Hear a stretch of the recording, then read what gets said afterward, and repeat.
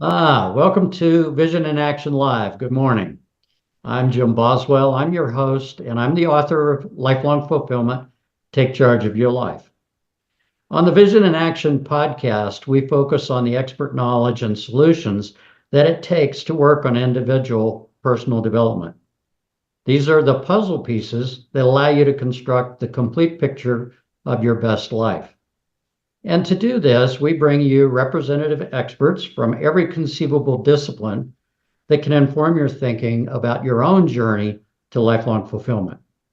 So, once again, welcome. Let's see what's in store for today's episode. So, today we have a discussion with Catharine Jansen and Chris Pratt.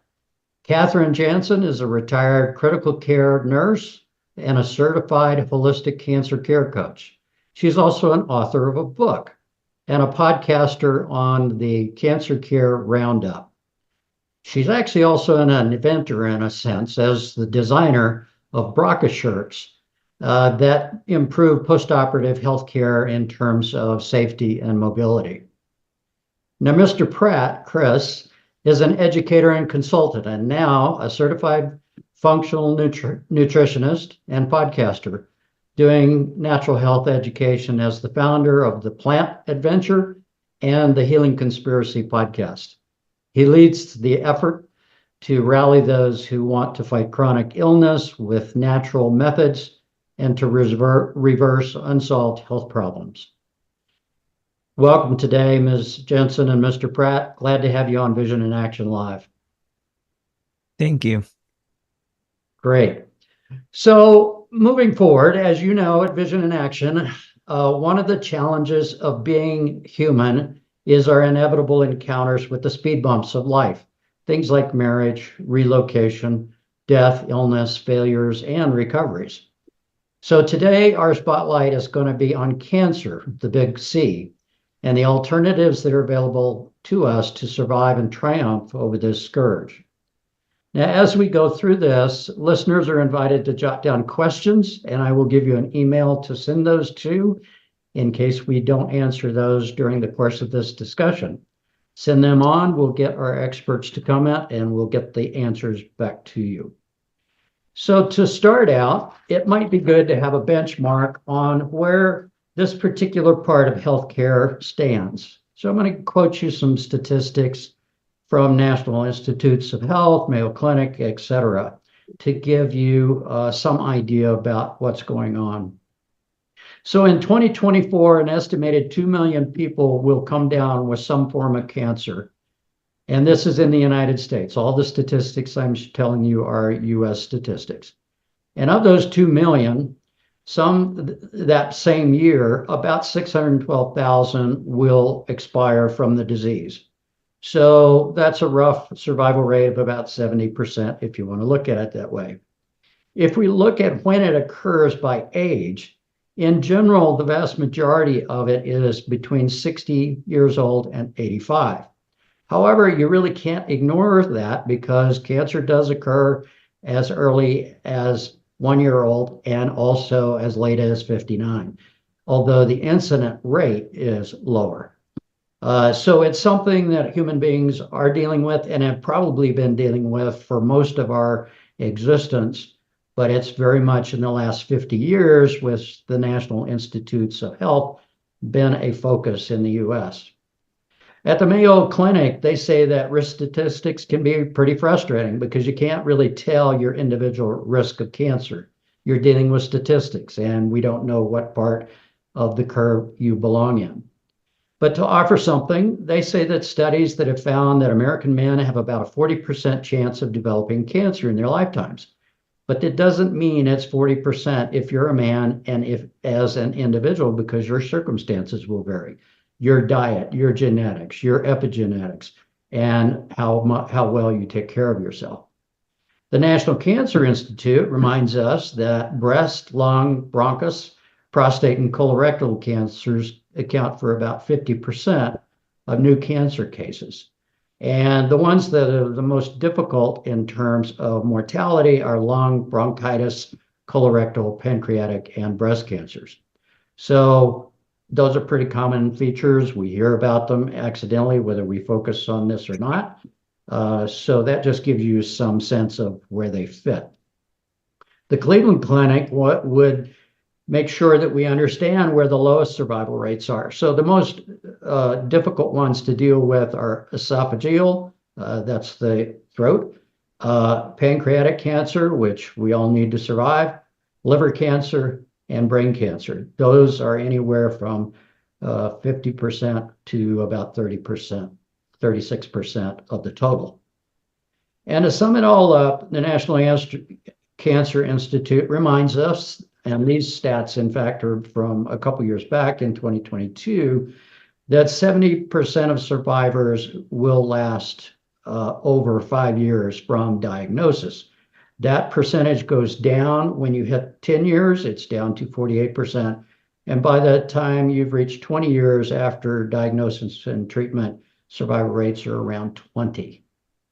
So these are all horribly depressing statistics, but it helps us to understand why this is of pervasive interest to everyone, regardless of what country they're in. And I'm not trying to separate the United States from the rest of the world, because they are also dealing with it. So those are the updates. And I'd like to give Catharine and Chris a chance to talk about the fact that we all here are cancer survivors and we all have different experiences. And I'd like to give us an opportunity to engage the audience in the fact that, yes, each cancer is an individual different situation. So with that, Catharine, would you like to relay a little bit of your experience? Thank you very much, Jim, for having me on your show. But I think that for me, my experience was not only with my diagnosis of cancer and the deer in the headlights experience, but it's also the chemo, the radiation, the surgical procedures, and my bout of sepsis. But most important, growing over that and that metamorphosis when we get through, so that we can help others. And that's my joy that I have in life and how I'm healing, because I'm working with people to really to help reduce the risks in establishing healthy lifestyle changes.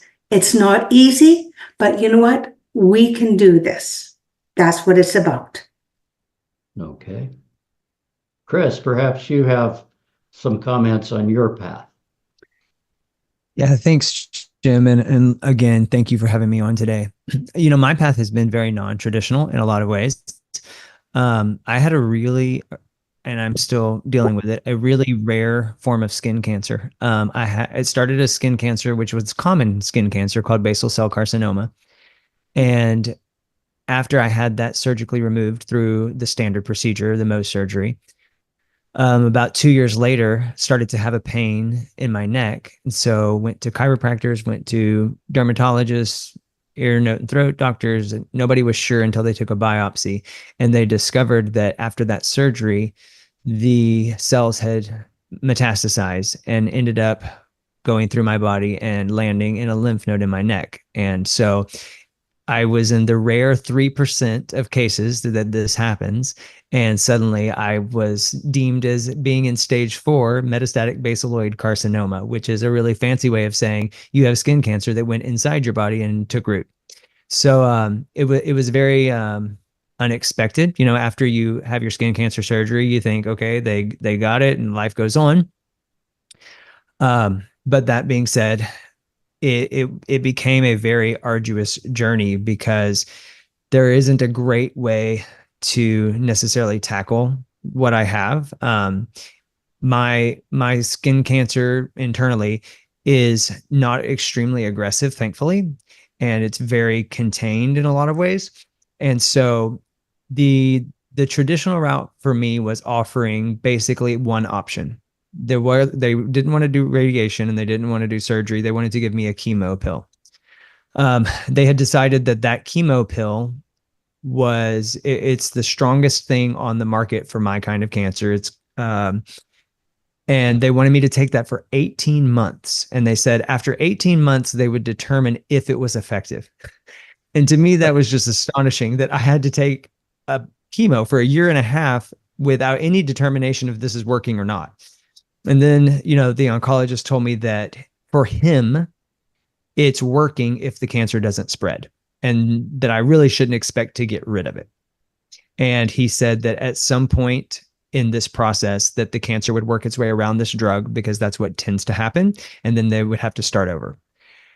And, for me, I just kind of sat back and said, we've been tackling cancer for over 100 years. You guys have been working on this, and that's the strongest thing you've got for me right now. Like, that doesn't sound very promising. And unfortunately, the side effects of that pill were very, very heavy and very dangerous. So I had been doing some research into alternative therapies and alternative means of healing cancer. And one thing that I understood that was foundational was, really cancer isn't my problem. My problem is my immune system isn't functioning correctly, because everybody has cancer cells in their body. But in some people, your immune system is malfunctioning. And so therefore it doesn't recognize the cancer cells. And now you have a tumor. And really a tumor is the body's defense mechanism. It's harboring all these bad cells in one place so the rest of the body can still function, right? So I kind of had a fundamental understanding of all this. And so when I started looking at alternative therapies, I really was interested in tackling my immune system. I wanted to see what can I do to get the environment in my body to return back to health. And so that's been my journey. That's the path that I've been on. I left the country for about 12 weeks and did therapies in Mexico.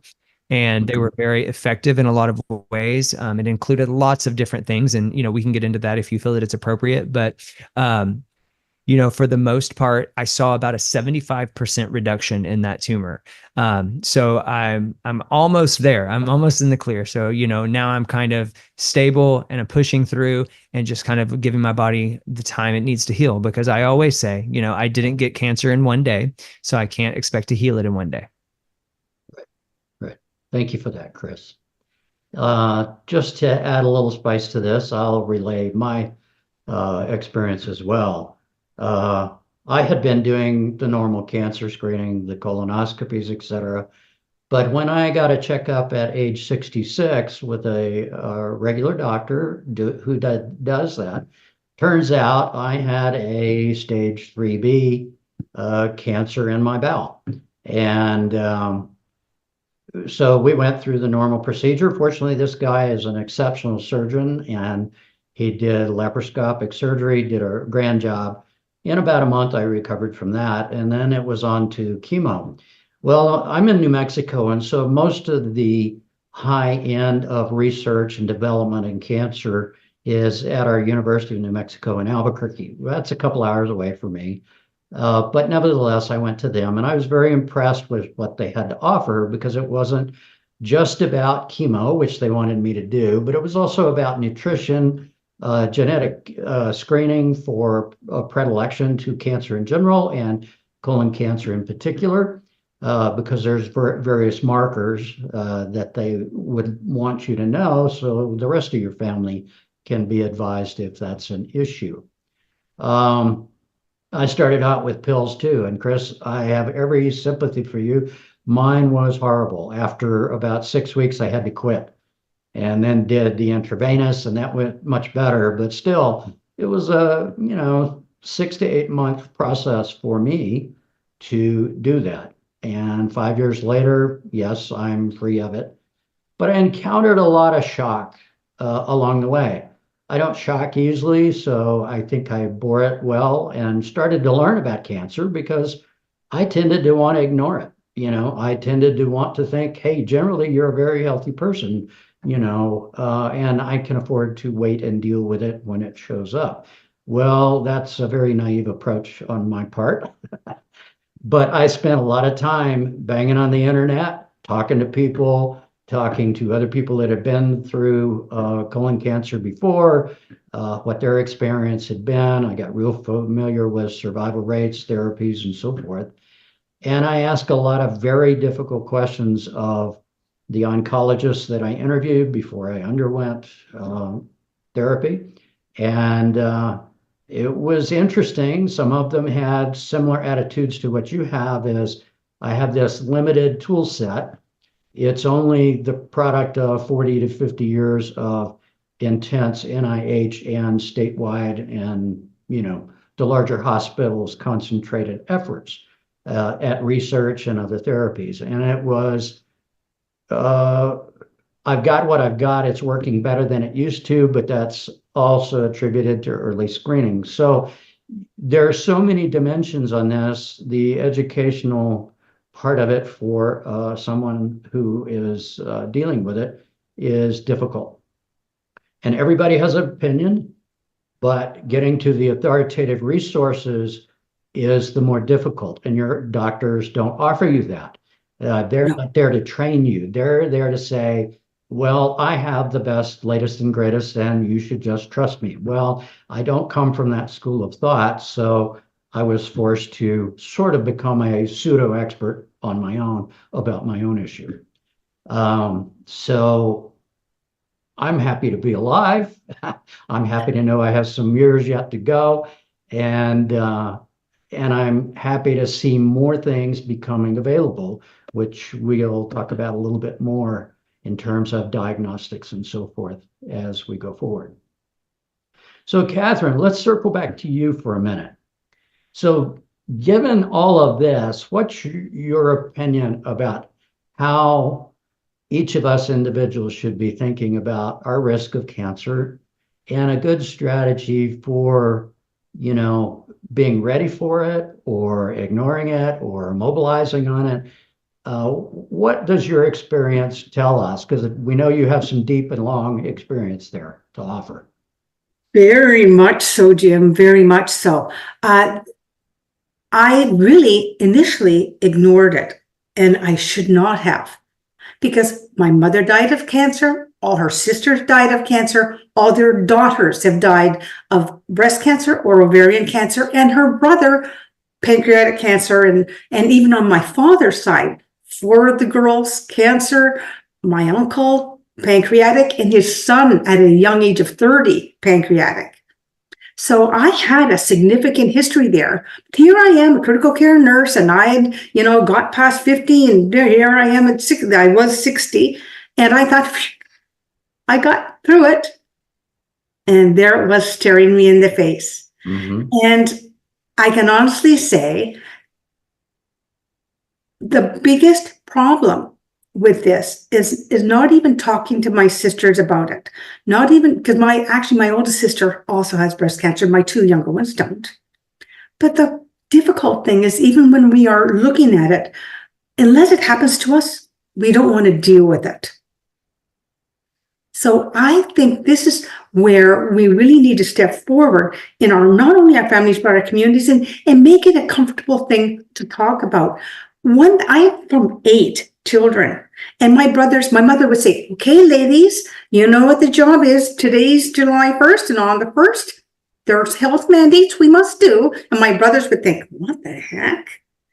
And yet my brother, my parents never talked to them about checking themselves. Mm-hmm. And my brother's son at 15, stage 4 testicular cancer. And almost died. He was so sick. And I can honestly say, my brother said to me, why did someone not tell us that the prevalence in our family was this high? And so, you know what? It's about, when you have history of cancer in your family, we need to talk about it and to be acutely aware of what our body is. How does it feel? Well, for me, okay, you feel it on the 1st for the women, but also for the men below the belt. Check on it, and then also men get breast cancer too. Mm-hmm. And of course, that's a stigma. You don't talk about these things, right? And we need to break down those barriers. It's okay to talk about it. It's not a decline in masculinity to do so. And more than that, when you have a history of cancer in your family, to make sure, put the horse before the cart. Develop your lifestyle so that you're doing things that are healthy. Mm-hmm. Diet, exercise, reducing stress, good sleep, hydration. And you know what? When it comes to diet, we need to look at eliminating toxins in our environment, but also be aware of what we're eating. What are you putting in your body? Right. In your microbiome, your gut, when you're stressed, all the blood goes to the health, to your head, and to your heart, and to your lungs, and your legs, so you can escape that stress. But you know what? What suffers is your gut and your microbiome, your gut health, because of the decrease of circulation there. You get decreased digestion, decreased circulation to the gut, and absorption. And this, as you know, Chris, I'm sure, profoundly affects the immune system. We have 600 to 800 lymph nodes in our body. 75% of them are in the gut, because this is where you get all the good food and nutrients and all being exchanged, okay? And that is how your immune system gets fed. Your fighter B cells, your fighter T cells, your memory B cells, your memory T cells. So, Chris, I know you're passionate about this too, because your immune system and maintaining a healthy lifestyle and a healthy body. And that also is body, mind, and spirit. It's everything connected. And being committed to taking care of yourself and your children. And to talk to your brothers and sisters about this and that awareness, but also taking that out to the community. I believe these are the things that we must do in order to help everybody, not only yourself, but those around you, so that you're learning and they're aware and they are looking at all these issues proactively. Right. So prevention and knowledge and openness. Yes. Those make a lot of sense. Yes. Chris, you're obviously, with the therapy you received, I think that's a rare thing for someone to say or admit to you, that after a while it's probably not going to be terribly effective. And, you know, I sometimes wonder, okay, we've invested all this time in research. Why is it that something that's like this, that you had caught, does not have better solutions in the traditional medical arena? Now, it's true that medicine, like any other business, and we don't like to think of it as a business, but it is, they invest for the normal curve. The most common cancers are the ones that get the attention. The outliers typically are probably shortchanged in that respect. And maybe that's a reflection of what actually happened with you. It's possible. You know, first of all, Catherine, what you said was wonderfully stated. I mean, I couldn't agree more. You hit on so many powerful things. You know, to speak to that, Jim, I also think, and this is going to sound a little bit maybe cynical, and I don't mean it to be negative, but I think it's worth saying, is that a lot of times the things that bring the most impact to our health are not able to be sold. They're not patentable. They're not distributable. They're things like getting more fruits and vegetables into your diet, right? No one's going to make a profit off of that, except maybe a farmer, but you know, that's just not the way things are set up. And so a lot of times I think that the Western medicine comes to this saying, well, you know, this is the best we've got, because it is the best they've got, because what they're trying to do is treat something that's natural synthetically. And we've got to treat natural with natural. And I'm not totally against pharmaceuticals. I think there is times and places for them, but I also am not the person that says, I'm going to run straight to that. You have to do your due diligence. You have to research, and you have to say, this is my body and what is best for me. And, you know, what got me into this situation in the first place? And you know, you spoke a lot about genetics and heredity. And one of the things that I would say when it comes to that is, if I see that many people in my family are getting cancer or have gotten cancer throughout a couple of generations, I would also take a look epigenetically and take a step back and say, what are the trends in my family? Do we tend to eat a really bad diet? Do we live in a place that's really toxic? Like, because there's so many factors that we've got to contribute. And see, because I think whenever you just go like, well, my mom got cancer and my grandma got cancer and I'm going to get cancer, then you just become this victim because it's just going to happen to me.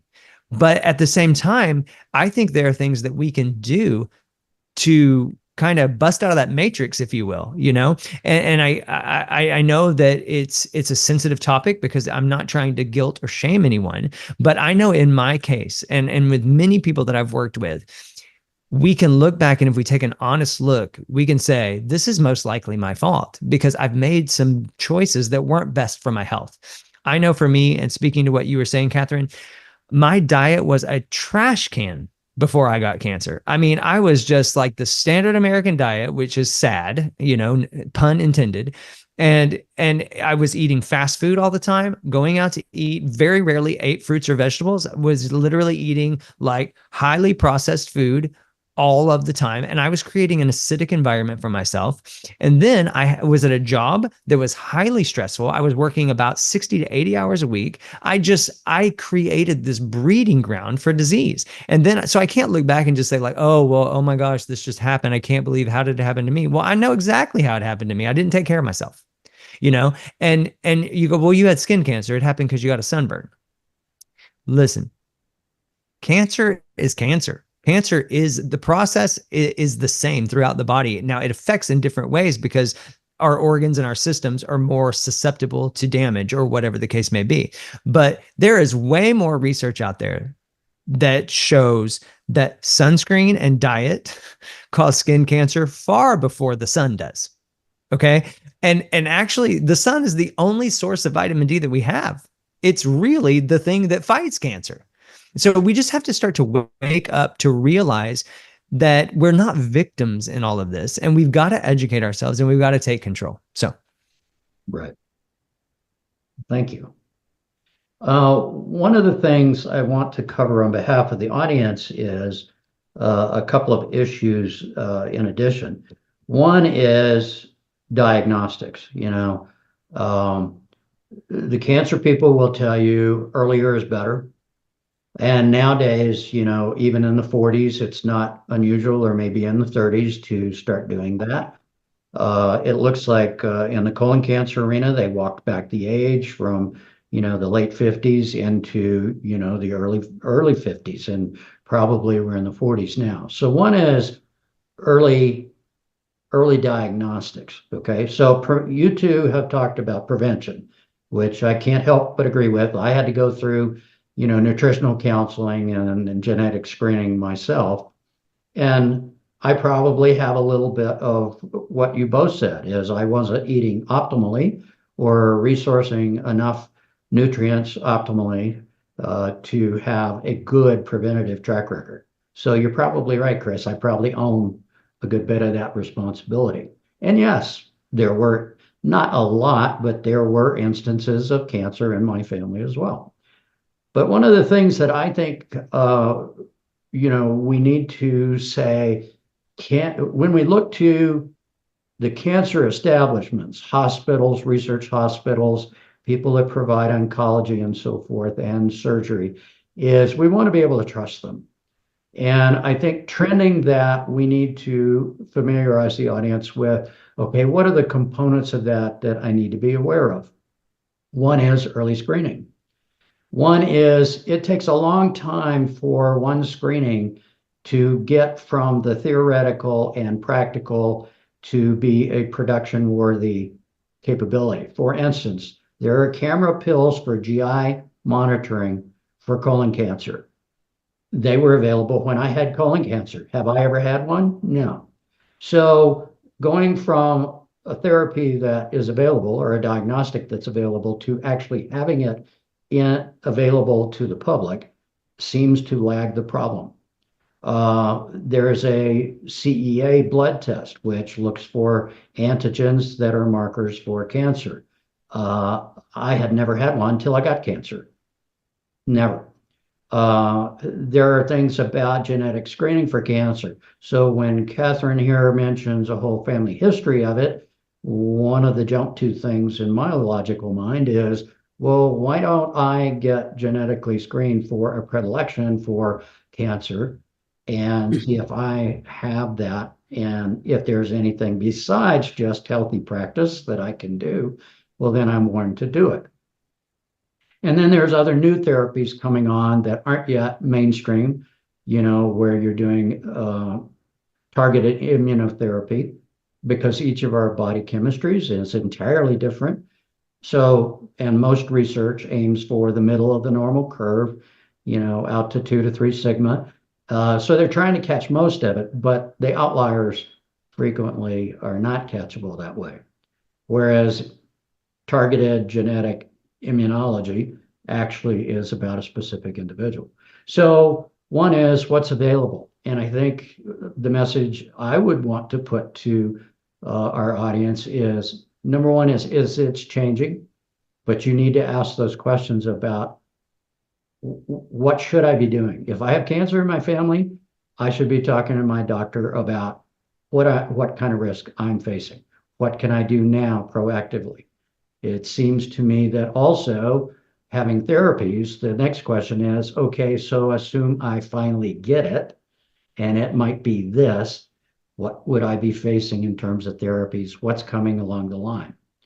So those are questions I think the audience needs to feel comfortable about asking their doctors, comfortable spending time, say, on Catherine's podcast or your podcast about your different approaches and information you have to share with them that's not generally available, particularly when you have the cancer new and you're under the gun and you're very emotional and it's difficult to internalize that information. So I offer that question to the two of you for comment also, please. Jim, one thing I would say to that, I do agree on a lot of levels. One thing to make note of is according to the National Cancer Institute, they report that only 5 to 10% of all cancers are genetic. Right. That the other 90% are environmental. So I think when it comes to early screening, early detection, I mean, sure, I think with wisdom, if you're starting to, if maybe you have that history in your family or whatever, there's nothing wrong with that. But I think we can do a lot of personal screening. Okay. Like evaluate. I love what you said, Catherine, like at the first of every month, like take a check. You know what I'm saying? Like if all I'm doing is eating processed food, go ahead and put yourself on the list. Yeah. You're going to develop a disease at some point. I mean, I know that sounds very negative, but it's very true because you're eating chemicals. You're not eating food. Okay. And your body can only take it for so long. And so I think we can kind of take personal inventory and that can bring a lot of peace of mind, and I do agree with you. There are early warning signs. I had skin cancer. I had the early warning signs. And just like you, I was just the standard, American male. This will go away. I'm not going to, this is no big deal. And I'm tough, and it got worse, and so I ignored it. But I ignored the spot of skin cancer that I had for 7 years. And then after 7 years, it just took off. Okay. So yeah, there are that was a visual indicator, right? The reason that I caught what was going on in my neck so quick is because I started having a lot of pain and inflammation. Inflammation in your body is your body telling you something's not right with me. Okay. So being aware, and I think if we can advocate and educate people to be aware, to be in tune with their bodies and understand like pain is not normal. There's some people, my back just always hurts. That's the way I live. No, that means there's something wrong with you, and you have to be bold to say like, I'm going to take control of my health and I'm not going to just let life happen to me. Like I'm going to create a life that's what it needs to be. So I hope that speaks to your question, where I am. I hear you. Well, and just to add a little bit more to that, let's look at the World Health Organization, the Canadian Cancer Society, and the American Cancer Society. They all agree on one thing, that 80% of chronic disease today, and that includes cancers, is related to your lifestyle habits. The biggest one being our diet. Mm-hmm. Now, here I am, a critical care nurse for 25 years, bilateral knee replacements, 250 pounds, I looked after everyone else, but I never looked after myself. Looked after my kids, the husband, the community, but I didn't look after myself. And it wasn't until I got cancer that I had made that commitment to go along and say, okay, I need to just do something about changing me. Right. And you have to have the courage and take the chance and commit to making changes that are going to last a lifetime and make it happen. Choose to change. Choose to change. And those are my 5 C's, by the way. But you know what? The thing is that when you have high risk in your family, or you even notice any little change, you need to be proactive and do something about it. Because even if there's a 2, 3, 4, 6 month delay by the time you notice something, and then you go to the doctor and you go to the specialist, because that's how long the process is right now because of the driving need for medical care. But I also want to say that it is early detection. And this is choice. To know yourself first, know you're normal, so that when things are off, you do immediately respond. And I think one of the things that I like to speak about often is there's something called the ATF3 master switch. Now that master switch, in the presence of stress, turns on the oncogene. And have you noticed there's this huge upswing in work-life balance? And I think a lot of that was due to that discovery of these master switches they're starting to look at. And even though we're spending millions and trillions of dollars on research, you're thinking, well, there's so much cancer. What's the purpose of all this research if we don't have answers? And it's always the same thing. Do your screening and go do your mammograms and do your PSAs and do all these things, guys, check yourself down there. But the thing is that we have to be also aware of the presence of stress in our life and diet.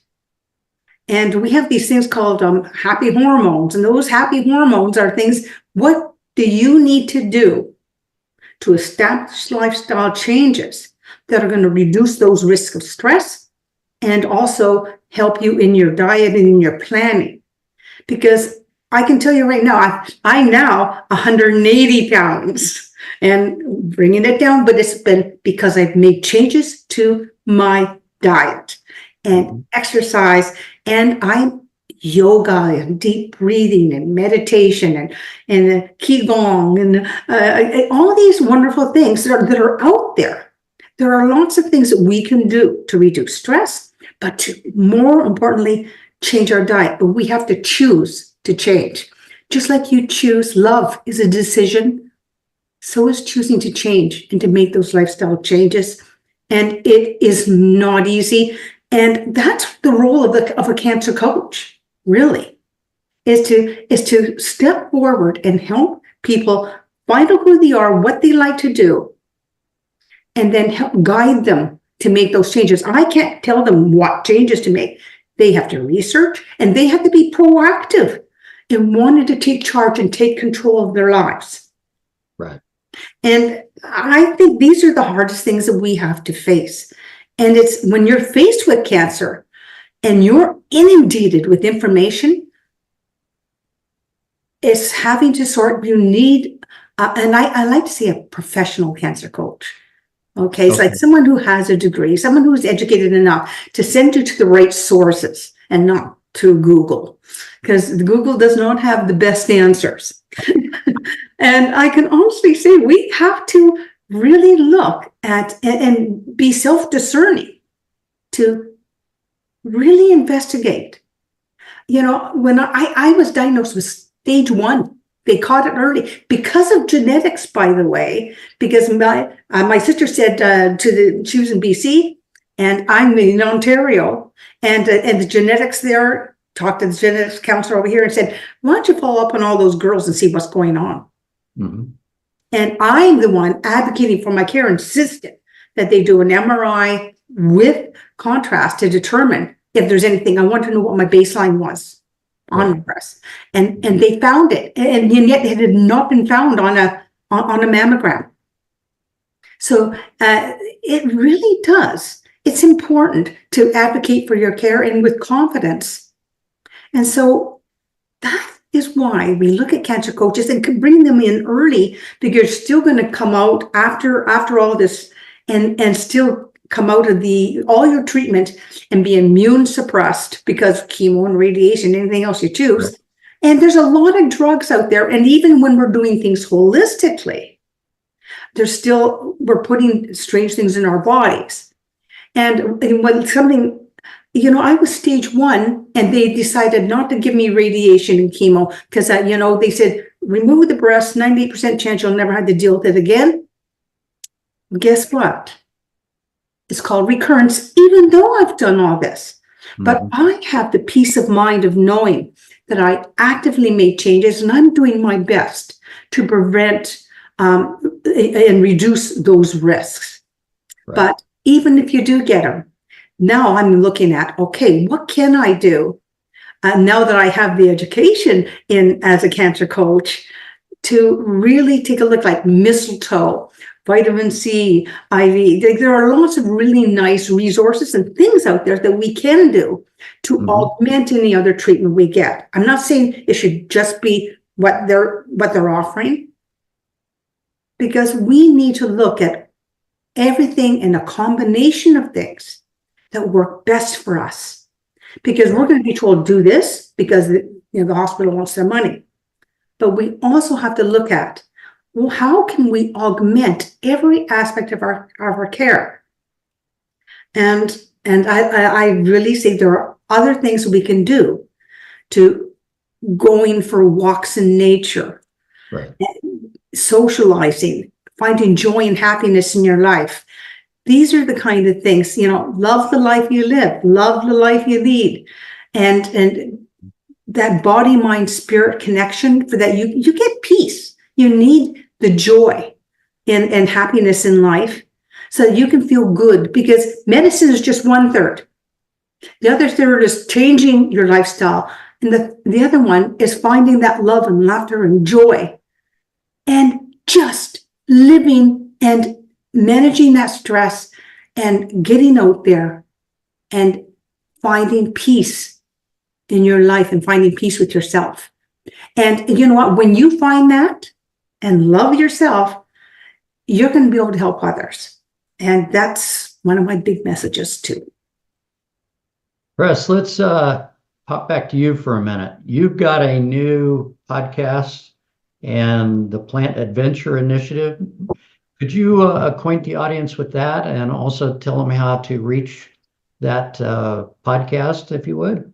Sure, absolutely. So the Plant Adventure is kind of my brand in the world of health and wellness, as far as helping people nutritionally. I'm a functional nutritionist, and so I love to help people use food to make a better environment for their bodies. It's not just, hey, I'm hungry, let's go eat. It's everything that we're putting into our body, kind of like what we've been talking about today. It's going to make a difference in our body. And so about being strategic, and that looks different for different people.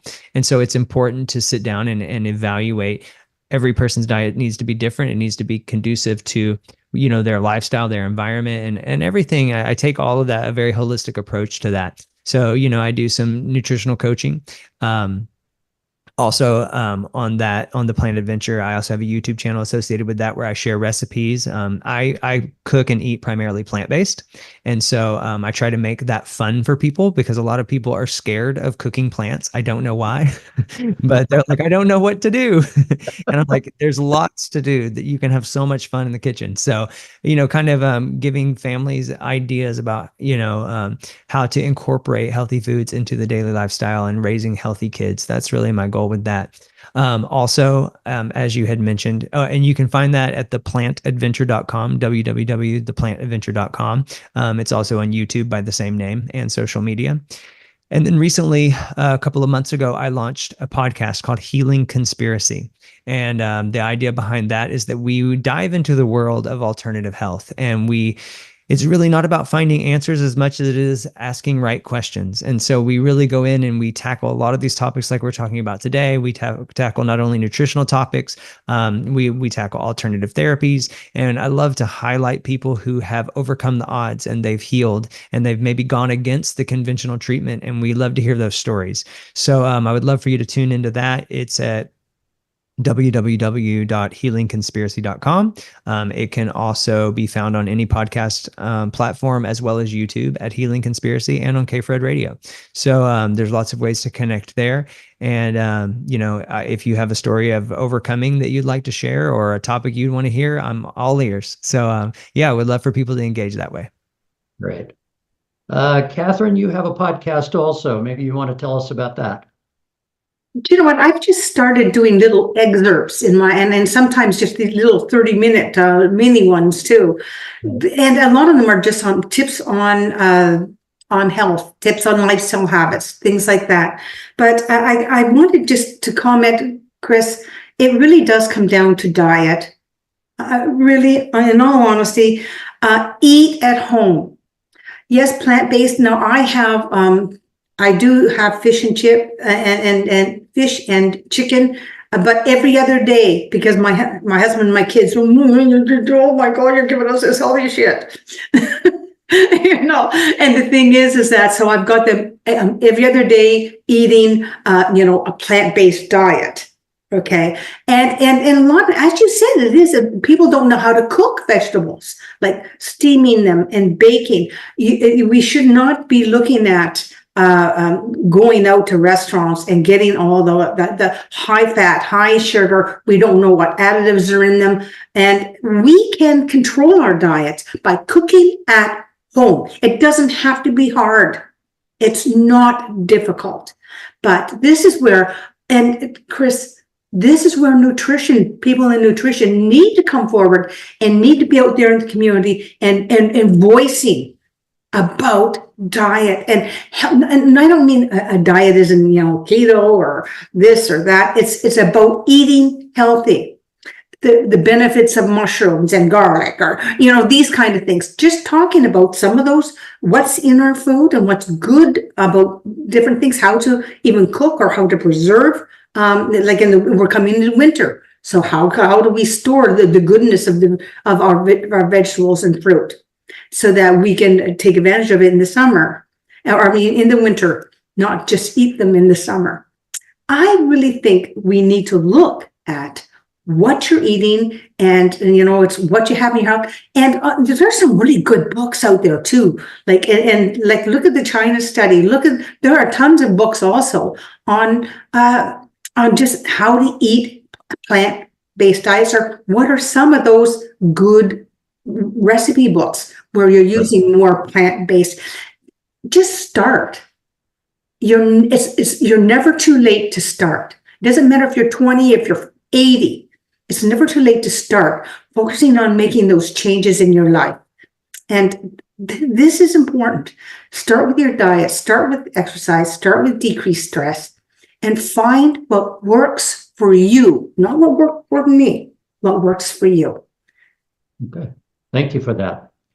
Well, we're coming to the end of our time, and what I'd like to remind our audience here is what we're summarizing here is you have a choice. You have the ability to actually help yourself now and improve your odds, but you can be in control of the cancer process if it's your unfortunate circumstance that you're going to have to deal with it.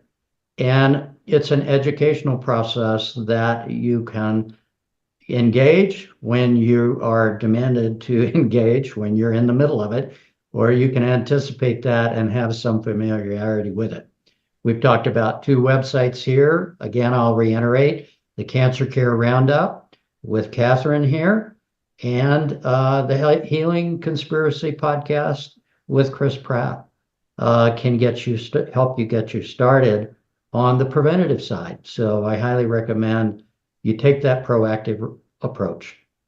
And our objective here at the Lifelong Fulfillment Initiative is to make sure you're armed with the knowledge that you can take some control over your life.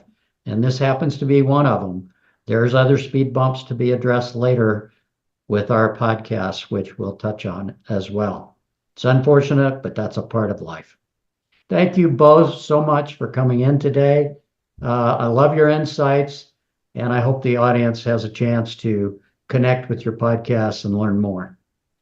Thanks again. Look forward to seeing you again. Thank you. Jim. Bye, Chris. Bye, Catherine. So thanks again to our guests today, Catharine Jansen and Chris Pratt. It was a very difficult subject to entertain, but one we wanted to share with you. And thank you for attending today on Vision in Action Live. We really hope you found it helpful. Vision in Action Live podcasts are interviews with subject matter experts and people leading self-directed lives so that you can see what others can accomplish. Check out the newsletters, podcasts, and extensive reference materials at lifelongfulfillment.com. It's all free to you. You can also find us on Facebook, LinkedIn, YouTube, your favorite podcast channel, and KFRED Internet Radio. I'm Jim Boswell, your host. You can reach me with questions about this podcast at jim@lifelongfulfillment.com. Until next time, think about empowering yourself further with resilience. We'll talk about that later. Have a great one.